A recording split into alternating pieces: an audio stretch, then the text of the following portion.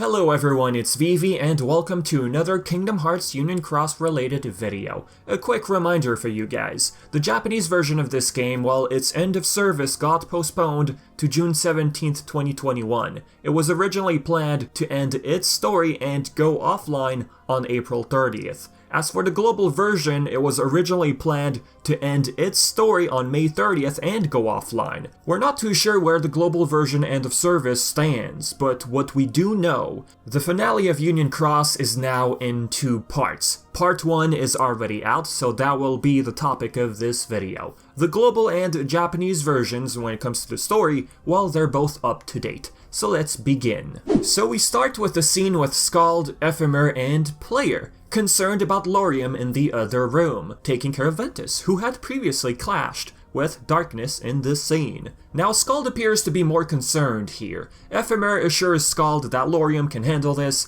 As for the world ending, especially Daybreak Town, Ephemer doesn't seem too sure as to what's exactly going on, especially when it comes to Darkness itself or the Keyblade Masters. If you recall, Darkness in the previous story update had explained that this world would fall to darkness as a result of the lifeboats being used, and that Maleficent was the trigger. By having Keyblade wielders use lifeboats to exit the world would be prone to fall to darkness. Ephemer thinks back to what Ava explained, that when a world falls to darkness, it goes to sleep. Pretty much the concept of Dream Drop Distance. When worlds don't recover from darkness, they're asleep. Ephemer also feels it's his responsibility to save everyone in the Dandelions. Whatever he does, his friends have his support. Then we have a mystery guest, which later turns out to be Elrena. Now behind that door we have Lauriam feeling this sense of regret towards Ventus. If you recall, things got heated the first time, before, darkness presented itself. Lauriam thinks back to that moment, I believe, and apologizes to a passed out Ventus. We believe this was due to Ven clashing with Darkness, and now being part of him, we believe. After all, Ven's mission prior was to shape Darkness in a form he could fight him in. But we don't really know what exactly happened. They just clashed and there was a flash of light. We simply believe that Darkness is now part of Ven. Lauriam wonders if this really is the case. He feels so much remorse that he feels his sister's presence. This is the second time Strelitzia appears to Lauriam. This time she appears as a ghost, or her light, I like to call it, trying to comfort her brother, trying to assure him that this type of negative feelings is what they want. By take it, I think she refers to Darkness as a whole. Now here's where things get even more interesting. The person who's waiting to see Lauriam is Elrena herself. What Elrena's Charity unveils shocks Lauriam and the gang, obviously. Charity recalls noticing someone in a black robe walking with someone in a white robe. That individual in that white robe resembled Strelitzia. If you recall, in Lauriam's dream, Strelitzia was wearing that same exact white robe. Now Charity believed that they were headed towards the hills. The hills. I just mentioned that dream Lauriam had. They were on hills full of flowers, right? It's as if that dream, Strelitzia in it, it's as if it was some sort of message to Lauriam. It's like she was trying to communicate with her brother, like a distress signal. So the next thing that happens, the gang sends that information to Brain. He feels that nothing is concrete yet. They quickly start discussing the black robe figure, believing that it's one of the Keyblade Masters. Keyblade Masters at this point, it could be referring to the Foretellers, simply, or more precisely, in this scene, they're referring to the Master of Masters and Luxu. Brain believes the Master shouldn't even be here, let alone in the real Daybreak Town. Then they start discussing how this data world was sort of a backup world, a world to train our Dandelions in and to keep them safe, and not remember the war. If we rewind, Dream Eaters, aka pets, were synthesized for the Dandelions as a way to keep their nightmares away. In this case, nightmares or memory flashbacks, to the tragedy of the Keyblade War. There's one thing I simply do not understand in this scene, maybe you do. How in the world is Elrena okay about all this information being fed to her? Elrena, if I'm not mistaken, is a Dandelion, isn't she? She's not supposed to be aware of the Keyblade War happening in the first place. Dandelions were never supposed to remember that tragedy, the Keyblade War. Anywho, since this world is data, Brain believes there must be data of Strelitzia somewhere. Lauriam, on behalf of the Kingdom Hearts community, asks a very good question. shouldn't there be data of everyone? Brain answers, yeah, there should be. Brain feels their data is locked somewhere. I can already hear people screaming, "It's the box!" Their data must be in that mysterious box. That means Ephemera, my bad, is stuck in the data world. He's stuck in the box. I mean, maybe. This is Tetsuya Nomura. I mean, would he really make it that obvious? Having a data world being stuck in a black box. Plus, why would data be inside the box? Unless it's on a disk and it's hidden in the box. I mean, at the end of the day, it's just me talking, I could be wrong. Brain thinks back to how Elrena saw a glitched version of Strelitzia. If such information is true, then Brain feels that someone got access to her data. Hence Charity thinking they saw Strelitzia. Lauriam freaks out. I mean, why Strelitzia? Why her? Can they bring her back? We don't know. So far from what we've learned in the series, if one has a puppet, such as Vexen's experiments, you can bring that puppet to life with data, such as the case with Riku Replica originally in Chain of Memories.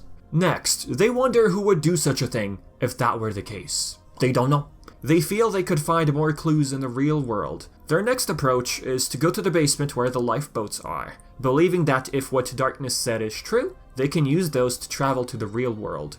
Lauriam carries Van, and many thought it was so heartwarming to know that Lauriam put on Van's shoes. I mean, it's not shown, but we feel that's what happened. Brain stares at the Book of Prophecies and then takes it with him, which we'll see in the later scene. So yeah, let's dive into the later scene. Our gang walks into the room. They count 5 active lifeboats. Lauriam explains that Maleficent took 1, that 1 in the center is broken, so we have 5 left. Naturally, they face a dilemma. Not enough lifeboats for them 7. And what's happening here? They realize Data Daybreak Town is starting to glitch. Brain feels time is of the essence. Skull explains they're not the only dandelions, and I'm glad they're acknowledging that part of the story. I too was wondering, like, what's gonna happen to the other dandelions? So Brain feels that once the data world gets overrun by darkness, the world will fall to sleep, like sleep mode on your computer. The same applies to whoever resides in it. In this case, the other dandelions left behind, he feels that, well,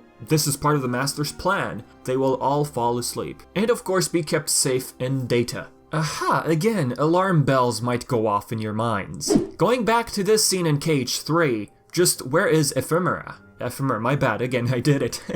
What happened to him? Are we to believe he's asleep in data? In the end, it's not Data Daybreak Town they need to worry about. It's the real one. When they enter the real one, they worry about what comes next, in this case where they have to go after, since real Daybreak Town will fall to darkness, if we are to believe the words of Darkness. So naturally in this scene, they face the challenge of who goes and who stays. Because once someone leaves this place, they won't know what happens in the data world after. Ephemer, yay, I got it this time, believes Brain should go to the real world, best chance at survival if he does. Right afterwards, the gang tries to decide who takes the lifeboat to the real world. Skull feels Lauriam deserves a spot, better chances of getting Strelitzia back and all that. Elrena feels she doesn't really fit in, like she doesn't deserve a spot. Player decides she wants to stay in the data world, simply as a friend to Ephemer. So Brain now decides to leave one behind as an attempt, I guess, to save the rest of the gang later.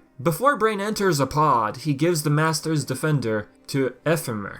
Okay. Here's where we ask ourselves the following question. Wait. Shouldn't Brain be Ericus's ancestor? How will the Master's Defender get passed down then? So you might ask yourself, why am I even making these sorts of statements? Remember, Secret Report number 2 from KH3, Xehanort mentions that Ericus is a blue blood, descended from the very first Masters in the Age of Fairy Tales. Let's simply put it this way. The Master's Defender being passed down to Ericus, I mean looking at Dark Road, Ericus doesn't have it. Who knows of its whereabouts at that point in time? As for the theory of Brain using the Keyblade to transform Daybreak Town to Scalat Kylum, I mean, if we go back to what happened to the Land of Departure turning to Castle Oblivion, Aqua using Ericus's Keyblade, well for now it seems like Brain won't be the one to do so, at least looking at the fact that Ephemer currently has that Keyblade. Another thing to pay attention to, lifeboats disappear once used. So people might start thinking, okay, the lifeboats we have in Melody of Memory, for example,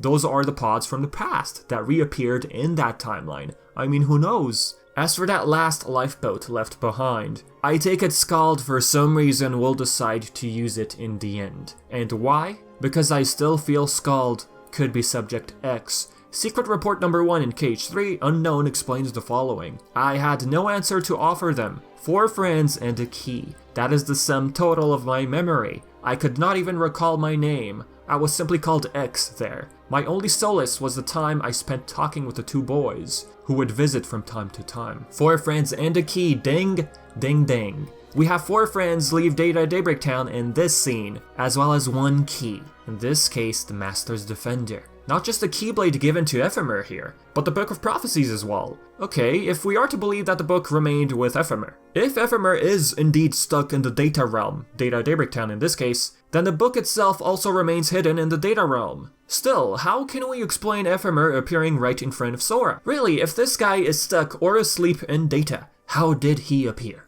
I'm trying to wonder if this ties to the Book of Prophecies. I mean, how would the Book of Prophecies even play a role in this? You know what? This is part 1 of the finale. Instead of trying too hard to figure out something, we just wait it out and see what happens in part 2. It's like every time we get new cutscenes, we get more questions than questions being answered. Anywho, looking at this scene, it takes place right after Luxu sent a mysterious person in a white robe. If we are to believe what Charity saw, you know, Strelitzia, then it's possible Luxu sent Strelitzia using that lifeboat. As for her whereabouts, I mean, who knows? As for how Strelitzia is alive, if such theory is true, I mean, apart from her being Data, well, we have the nature of nobodies to consider. I could be wrong though, but heck, let me just mention it. Strelitzia's heart floated away. We didn't see her turn into a Heartless. If she did turn into a Heartless, maybe she spawned somewhere we don't know. If you think about it really, the original organization members, we never saw their Heartless forms, and yet they were nobodies. So if Strelitzia is truly alive, then we could be meeting a nobody of her in some time in the future. If not for nobody, a Data version of her. Remember, nobodies can grow hearts. In other words, Strelitzia can still live on as a nobody. So Luxu and Darkness have a conversation. Darkness wonders who will take the remaining 5 lifeboats. Darkness wonders why a Leave Keyblade wielder is trapped in Data. Luxu doesn't really know what the Master's plan is, but he does think that the Master of Masters is not a fan of Darkness. So is the Master a fan of Light then?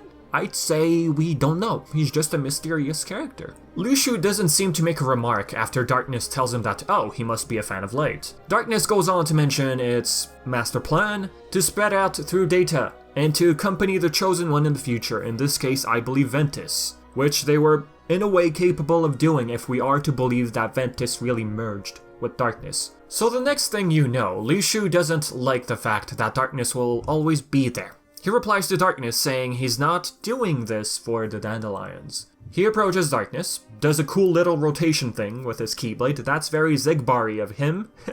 I can already see Zigbar in him. Darkness tells Luxu he can't be defeated because he's formless. Darkness without form, according to Luxu, leads to the loss of will. He brings up what the Master told him, how Darkness from the past abandoned their form to defeat Light. Luxu goes on and on about how he understands about the situation, how Darkness steals bodies to have power of will. I mean, Luxu goes on to provoke Darkness and it gets angry. Luxu is aware there's 6 shadows, 6 darknesses in this case. He wonders, where are the other 4? He knows one is in the Data Realm, which one of them just so happens to have merged with Ven. So we are left with 5. One is in the real Daybreak Town, the one talking to Luxu in this scene, and the other 4 lie in the Data world somewhere. Our gang is still unaware of that fact, so I take it Skald, Player, and Ephemera will have to deal with those darknesses at some point. These shadows apparently escaped from the war, and then entered the Data world. As for which war Darkness is referring to, you know, the past war,